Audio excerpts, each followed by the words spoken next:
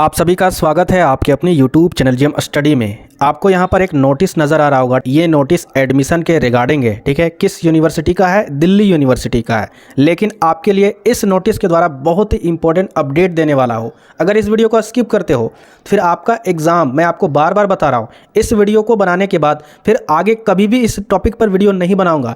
इसलिए इस वीडियो को कंप्लीट अच्छे से बिना स्किप किए हुए आपको देख लेना है, नहीं तो फिर बाद में आप कमेंट भी कीजिएगा, मैं आपके कमेंट का जवाब भी देने वाला नहीं हूँ। इस नोटिस में दिया क्या है? इस नोटिस में एडमिशन के रिगार्डिंग, जैसे आपका एग्ज़ाम सीयूटी का हो जाएगा, हर एक यूनिवर्सिटी में अलग अलग क्राइटेरिया में कट ऑफ जारी होता है। यानी आपका अलग अलग कैटेगरी में कट ऑफ जारी होता है। जैसे कोई ओबीसी की कैटेगरी के होते हैं तो उनका कट ऑफ अलग जारी होता है, जो जनरल के होते हैं उनका कट ऑफ अलग जारी होता है, जो ईडब्ल्यूएस के कैटेगरी के होते हैं, जो पीडब्ल्यूडी कैटेगरी के होते हैं उनका अलग होता है। तो सारे कैटेगरी वाइज क्या होता है, उनका कट ऑफ जारी होता है। तो आखिर कैटेगरी वाइज क्यों डिवाइड है? तो इसलिए डिवाइड है क्योंकि यहाँ पर कई लोगों को आरक्षण दिया जाता है, पिछड़ी जातियों को या फिर जो विकलांग है उन्हें, इन सभी को क्या किया जाता है? आरक्षण दिया जाता है। माइनॉरिटीज़ को, इन सभी को आरक्षण दिया जाता है। तो आरक्षण आपको ऐसे थोड़ी ना दिया जाएगा कि आप जाओगे कॉलेज और बोल दोगे कि सर मैं ओबीसी हूँ या फिर मैं ईडब्ल्यूएस से हूँ। बिल्कुल भी नहीं मिलेगा। इसके लिए आपको एक पर्टिकुलर सर्टिफिकेट बनाना होगा जो वैलिड होगा सर्टिफिकेट। यहाँ पर देखिए ये जो सर्टिफिकेट है ना, ये सर्टिफिकेट कब तक बनवाना होगा? तो यहाँ पर देखिए there certificates documents as applicable are valid and are in a ready format by 15/5/2023। तो देखिए ये आपका दिल्ली यूनिवर्सिटी के लिए है। अगर आप झारखंड के जितने भी यूनिवर्सिटी को देखते हो तो अभी बहुत ही समय है आपके लिए, अभी समय है, ठीक है। अगर 15 दिन भी बीत जाएगा ना तो फिर समय खत्म हो जाएगा। ये दिल्ली के लिए है, दिल्ली के लिए आपको टेंशन नहीं लेना है। अगर आप दिल्ली से हो तो फिर आपके लिए यहाँ पर देखिए 15/5 से पहले आपको सारा फॉर्मेट जो भी डॉक्यूमेंट्स है वो तैयार कर लेना होगा, ठीक है। जो भी सर्टिफिकेट है, अब किन के लिए सर्टिफिकेट बनता है? एससी के लिए, एसटी के लिए, ओबीसी के लिए, ईडब्ल्यूएस के लिए, माइनॉरिटीज जो भी है, पीडब्ल्यूबी के लिए या फिर सीडब्ल्यू या फिर केम, और जितने भी आरक्षण वाले कैटेगरी में आते हैं जिन्हें आरक्षण दिया जाता है, ठीक है, वो सारे आपको सर्टिफिकेट बनवाने होंगे। अब सवाल उठ रहा था, बहुत सारे स्टूडेंट कमेंट कर रहे थे कि सर सर्टिफिकेट कहाँ बनवाना है? तो मैं बेसिकली बता रहा हूँ जैक बोर्ड के लिए, ठीक है। जैक बोर्ड को बता रहा हूँ, आप अपने प्रज्ञा केंद्र में जाइए और वहाँ पर बोलिए कि हमें जाति प्रमाण पत्र, उसके बाद फिर आय प्रमाण पत्र, उसके बाद निवासी प्रमाण पत्र, ठीक है, बनवाना है तीनों एक साथ। और आपको कल ही अप्लाई कर देना। अगर वीडियो को आज शाम को देख रहे हो, कल ही अप्लाई कर देना है। क्यों? क्योंकि समय लगता है भाई, झारखंड में सारे काम लेट से होते हैं। यहाँ पर कर्मचारी वगैरह वो सारे बहुत ही लेट से काम करते हैं। तो आप लोग क्यों नहीं बनवा रहे हो? बस कमेंट पर कमेंट कर रहे हो।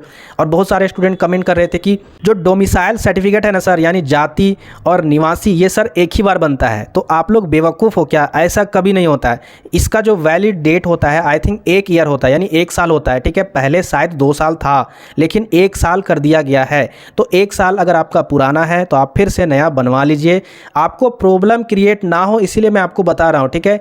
10, 20, 50, 100 रुपया या 200 रुपया के चलते, थोड़ा सा समय और मेहनत के चलते आप अपना लाइफ की ओर बात करोगे तो आप सर्टिफिकेट बनवा लीजिए, ठीक है। अब बहुत सारे स्टूडेंट बोल रहे थे कि सर कौन सा लेवल होना चाहिए? सेंट्रल लेवल होना चाहिए या फिर ब्लॉक लेवल पर होना चाहिए? कौन से अधिकारी से बनवाना चाहिए? तो देखिए आपने स्कॉलरशिप भरा होगा, तो जो ई कल्याण वाला स्कॉलरशिप आप भरते हो ना, उसमें जो जाति आवासीय जो लगता है और आय लगता है जिससे बनवाते थे, बस वही बनवा लीजिए, आपके लिए वही बेटर है, ठीक है। मुझे नहीं लगता कि जैक बोर्ड के यानी झारखंड के जितने यूनिवर्सिटीज़ है वो सेंटर लेवल का आपको इशू करने के लिए बोलेंगे, ठीक है। आप बनवा लीजिए, कोई भी दिक्कत नहीं होगा। यहाँ पर देखिए आय के लिए क्या बोला गया है। आय जो है यानी जो आपका इनकम सर्टिफिकेट है वो must be issue after March 31, 2023, यानी 31 मार्च के बाद का आय प्रमाण पत्र होना चाहिए 2023 में।